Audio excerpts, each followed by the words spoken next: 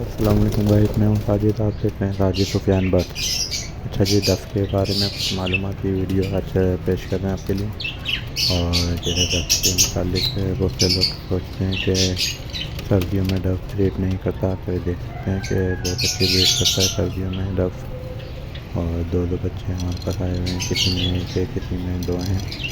और ये कि सर्दियों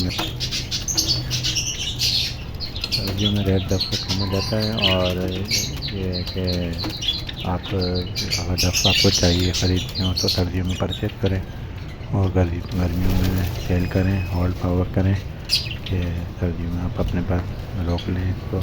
और गर्मियों में इसको सेल करें, अच्छे रेट में बिकेगा इंशाल्लाह। ये बहुत अच्छा परिंदा है।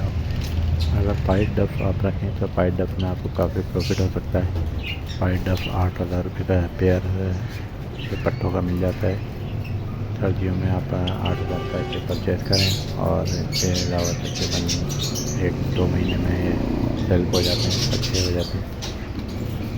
आपके अगर शेड में धूप आती है तो ये कि आपके पास पाइट डक अच्छे चल जाएंगे, तो काफ़ी अच्छी बचत आती है इसमें। पाइट डक रखें ज़्यादा से ज़्यादा, बहुत अच्छी ब्रीड करते हैं डक। 2 अंडे 2 बच्चे देते हैं।